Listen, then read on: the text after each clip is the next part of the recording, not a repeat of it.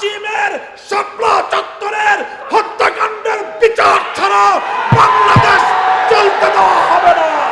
সকল হত্যাকাণ্ডের বিচার করতে হবে।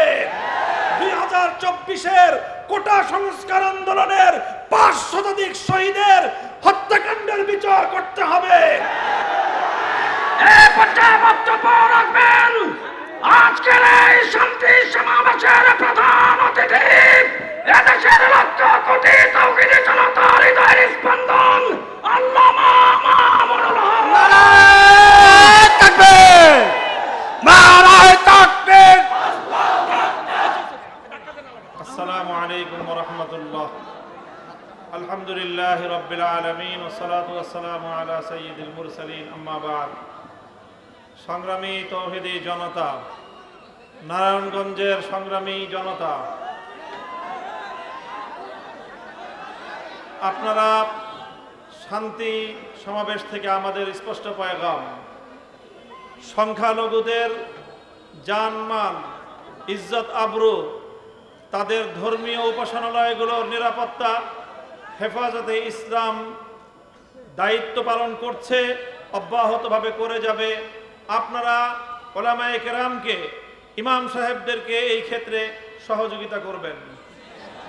প্রত্যেকটি মার্কেটে, প্রতিটি ইন্ডাস্ট্রিয়াল এলাকায় নিরাপত্তা নিশ্চিত করবার জন্য যতক্ষণ পর্যন্ত আইন শৃঙ্খলা রক্ষাকারী বাহিনী স্বাভাবিকভাবে দায়িত্ব পালনে নিয়োজিত না হতে পারবে, দেশের ছাত্র সমাজ যেভাবে দায়িত্ব পালন করছে এভাবে দায়িত্ব পালন করে যাবে। ওলামায়ে কেরাম, আলেম সমাজ, ইমাম সাহেবান, আপনাদের নেতৃত্বে আপনারা তাদেরকে সহযোগিতা করে যাবেন। আরেকটি পয়গাম আমি দিতে চাই, এই আগস্ট বিপ্লব, 5ই আগস্টের এই গণ অভ্যুত্থান, এটি রচিত হয়েছে এদেশের সর্বশ্রেণীর ছাত্র জনতার ঐক্যবদ্ধ এক মজবুত দৃঢ় ঐক্যের মাধ্যমে। এই ঐক্যে যেভাবে আমার স্কুলের ছাত্রছাত্রীরা ছিল, এই ঐক্যে যেভাবে কলেজের ছাত্রছাত্রীরা ছিল, ইউনিভার্সিটির ছাত্রছাত্রীরা ছিল, একইভাবে টেকনাফ থেকে তেঁতুলিয়ায়, হাটহাজারী থেকে রহমানিয়ায় প্রতিটি স্তরে আমার মাদ্রাসার ছাত্ররাও হাতে হাত রেখে রাজপথে আন্দোলনের এক অটুট বন্ধন তৈরি করেছিল। আজ তাই পরাজিত শক্তি চায় আবার আমাদের মধ্যে বিভেদের দেয়াল তৈরি করতে। বিগত পতিত স্বৈরশাহী আওয়ামী সরকার, তারা 16 বছরের চেষ্টার মধ্য দিয়ে চেয়েছিল জাতির মধ্যে বিভেদ তৈরি করতে। স্বাধীনতার 50 বছর পরে এসেও তারা রাজাকার নাম দিয়ে এদেশের ধর্মপ্রাণ জনগোষ্ঠীকে তারা দাবায় রাখবার ষড়যন্ত্র করেছিল।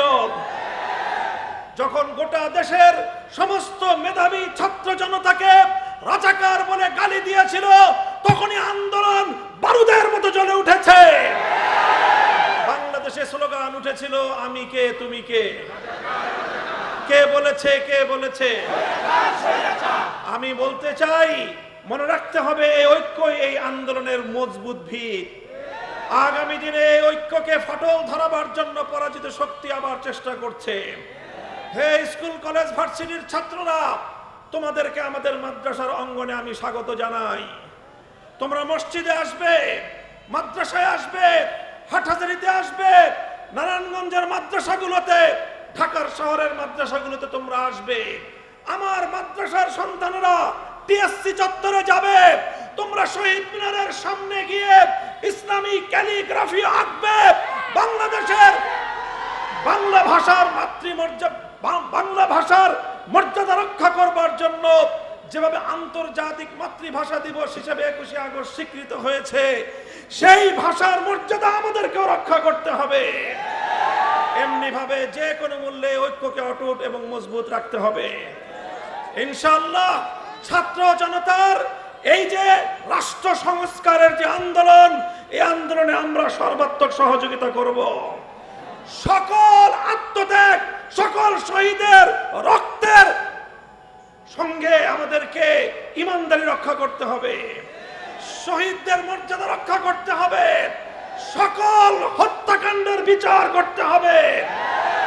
2024-এর কোটা সংস্কার আন্দোলনের 5 শতাধিক শহীদের হত্যাকাণ্ডের বিচার করতে হবে। 2021 সালের মোদী বিরোধী আন্দোলনের হত্যাকাণ্ডের বিচার করতে হবে। 2013 সালের 5ই মের শাপলা চত্বরের হত্যাকাণ্ডের বিচার ছাড়া বাংলাদেশ চলতে দেওয়া হবে না ইনশাআল্লাহ। এভাবেই বর্তমান এই অন্তর্বর্তীকালীন সরকারকে আমরা সাহায্য করব, সহযোগিতা করব, তারা আমাদের প্রাণের দাবিগুলো পূরণ করবেন সেই প্রত্যাশা ব্যক্ত করছি। আগামীকাল ঢাকায় বাইতুল মুকাররমের উত্তর গেটে হেফাজতে ইসলামের মহাসমাবেশে যোগদান করার আহ্বান জানাচ্ছি। যাবেন তো ইনশাআল্লাহ? ওয়া আখিরু দাওয়ানা আলহামদুলিল্লাহি রাব্বিল আলামিন।